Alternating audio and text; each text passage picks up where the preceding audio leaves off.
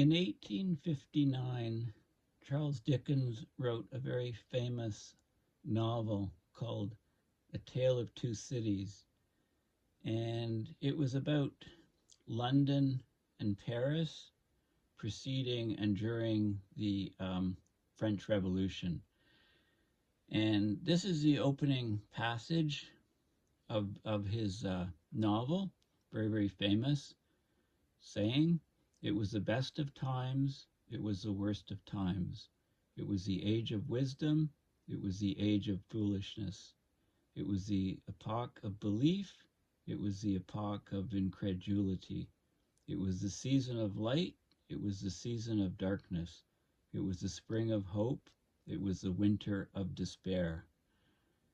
And this line, this paragraph is very pertinent to our present situation. So this is just part of the first passage that he wrote. I mean, this is a very, I went to Google Images and I Googled this, and there's all kinds of graphics and so on showing, parts of this very famous saying. But I wanted to, the full paragraph is actually important too, not just the saying. So the Wikipedia page on A Tale of Two Cities, if you have a look at it, it talks about the publication of this very, very, very famous novel by Charles Dickens.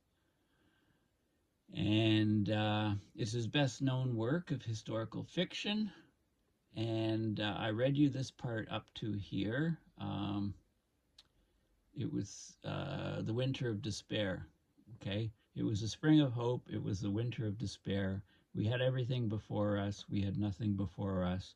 We were all going direct to heaven, we were all going direct the other way. In short, the period was so far like the present period that some of its noisiest authorities insisted on its being received for good or for evil in the superlative degree of comparison only. So basically, it's all about contrast. It's all about darkness and lightness. It's all about good and bad. It's a very, very powerful read. I read it in high school. I'll have to read it again. And you can say that it has great relevance to today. A Tale of Two Cities. Let's talk about Dubai as one of those cities where there's 100,000 people at the climate conference at COP28 in Dubai. A city of opulence where apparently you can buy gold coins and gold bars and from vending machines at the airport. The police forces have Ferraris because there's so many private cars that are very, very fast cars that the police need to have Porsches and very, very expensive cars, sports cars, in order to have any chance of policing the speeding cars. It's there's a ski resort in Dubai, an indoor ski resort. I mean, it's 10 million people, only 1 million citizens, seventh largest oil producer in the world. It's greatly expanding its oil production in the plans for the next number of years. And they basically, it's like a capture situation of the climate conference. There's 2,456 fossil fuel lobbyists at COP28. That's nearly 4 times as many fossil fuel lobbyists as at the last year's UN Climate Summit, which was, last year's UN Climate Summit was about 25% more fossil fuel lobbyists than Glasgow before that. So the growth of fossil fuel lobbyists has increased exponentially. If this pattern was to continue, there'd be nobody else attending the conference in a few years. Like, quite literally, you can't make this stuff up. So this is one of the cities. We're talking about a tale of two cities. And of course, the other city, is, let's talk about Gaza, not just the city, but the whole place.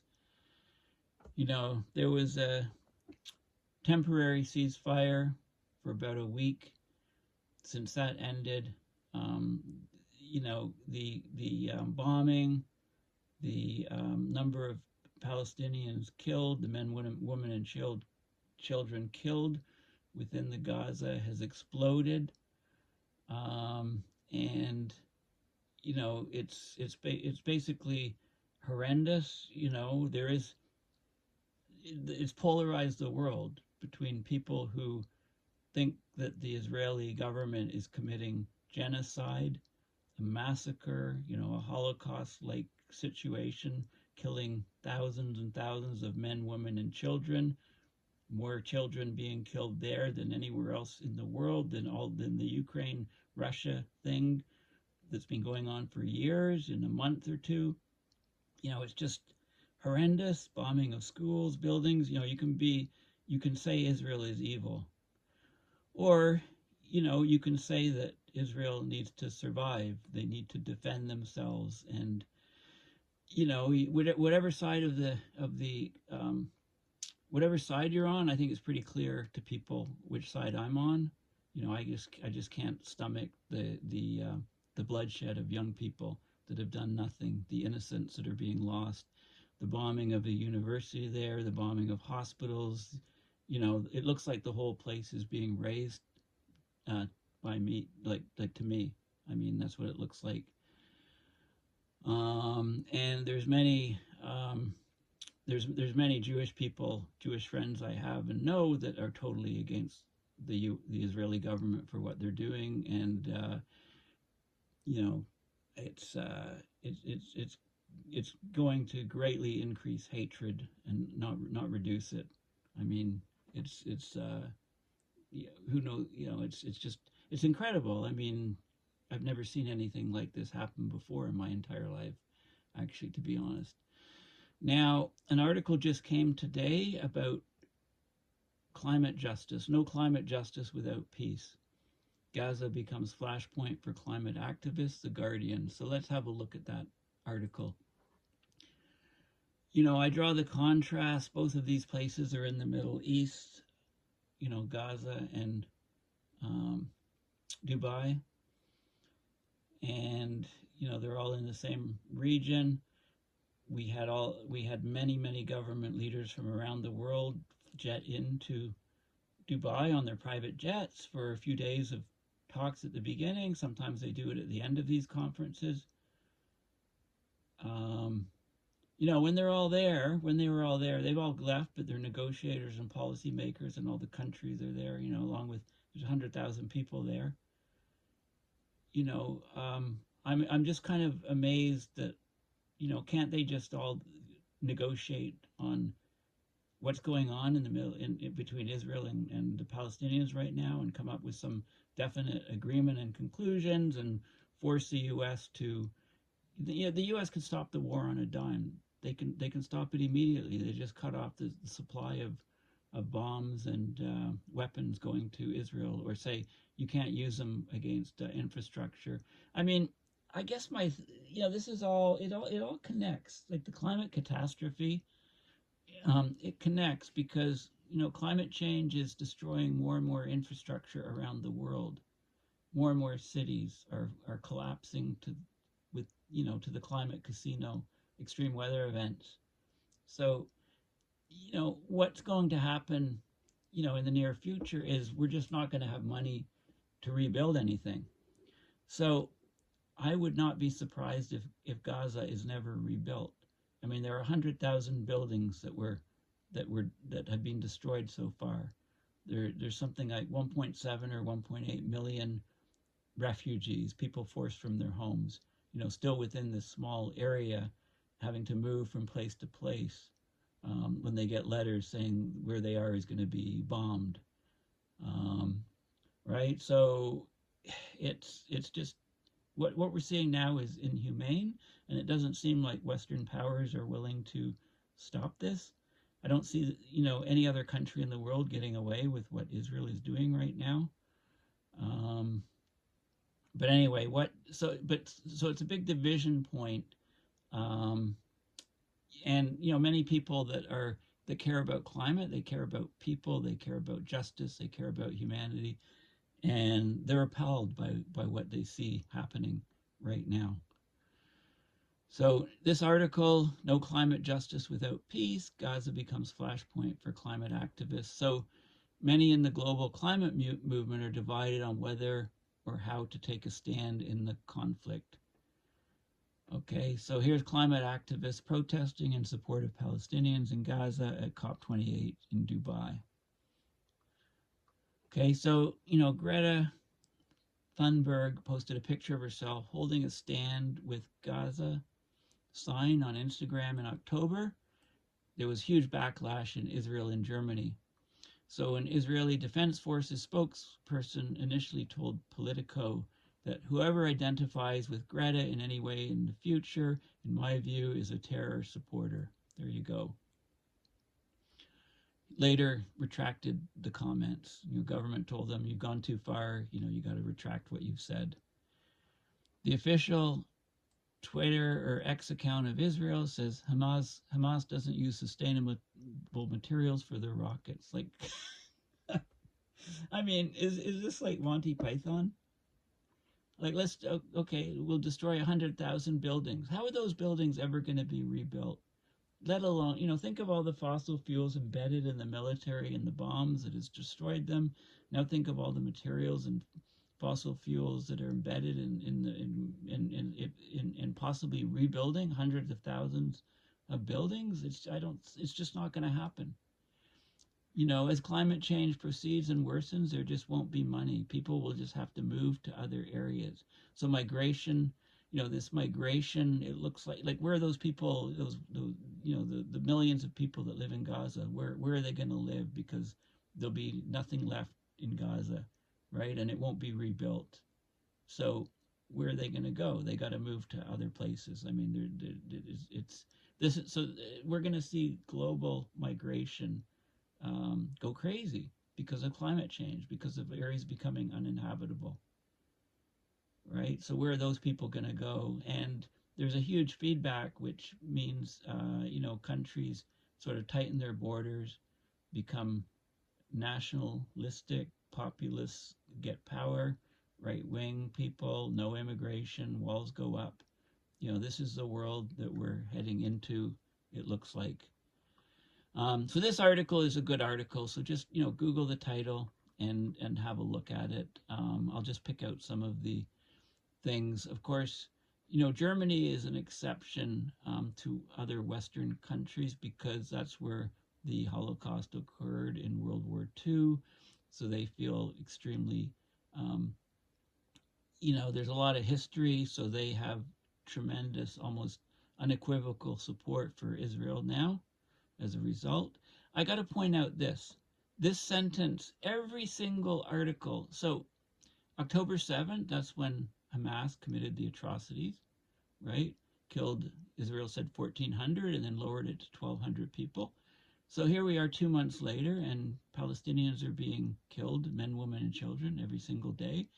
And every article about it written in the West, just about every article I've ever seen has this statement here. Where is it?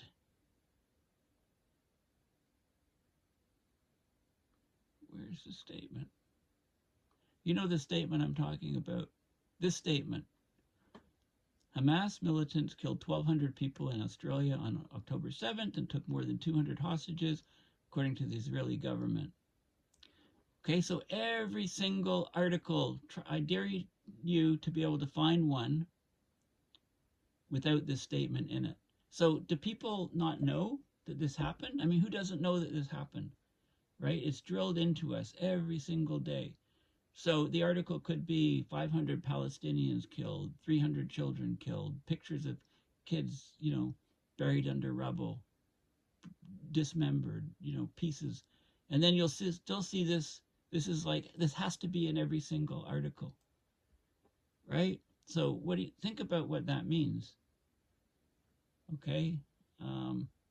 Trying to put it into context. They're trying to say the article, by putting this in, is trying to justify everything that's happened since. So I have to ask, how many people, what's the bloodlust of Israel? How many people, how many Palestinians have to die before they say, okay, well, we've avenged what's happening? You know, it's still under the guise of self-defense for Israel now, right? After, you know, 1 day of atrocities and then 60 days of atrocities. And every of those 60 days of atrocities, you're saying, oh, we have to defend ourselves. You know, this happened and this point appears in the article, right? I mean, it's just, yeah. So anyway, you can read about, you know, what other countries have been doing. And also notice that the descriptions of what happened on this day and interviews with people and stuff, it's in overdrive now. Why? Because you know, it kind of tapered off during the ceasefire. Israeli has been stepped up the attacks and is killing, you know, maybe some reports say 1,000 people a day, right? So the world is starting to get worried again and saying this can't happen. This is an atrocity. So you see all of the new stuff coming out. Um, it's a propaganda war, and you see Biden talking about stuff, and like anyway, it's just yeah, it's crazy stuff. So you can read what the other, you know, what people are doing. I mean, it's a tough subject to broach, right? And it's splitting people. I mean, you have people united against climate change, and but they're from all different views and backgrounds. So this Middle East thing, this wedge issue, it's dividing people around the world, and should it be dividing people around the world, right? And this division of people around the world just shows you that when we do get a global food crisis, you know, people will be running out buying toilet paper, trying to find food, you know, and society is just going to completely collapse and break and fracture, and like there's no resilience in society. That's what all this is telling me. And you know, people have lost faith in world leaders. I've certainly lost total faith in Justin Trudeau. Too weak to even, you know, call for a ceasefire. I've lost complete faith in Joe Biden. Seems to be just like a cheerleader for Israel. And would, if I was U.S., I would never vote for him. So who, you know, Trump is gonna break apart the U.S. So, you know, things are yeah. Apart from that, everything is great. You know. Anyway, yeah, it's just you know, a tale of two cities. I think that fits right now. One city or place being Gaza, and the other city and place being Dubai in the United Arab Emirates, where there's 100,000 people talking about climate change, and you know, the whole process seems to be captured by the fossil fuel industry. So there's where we have it, right? Very Monty Python-esque. Anyway, thank you for listening. Bye for now.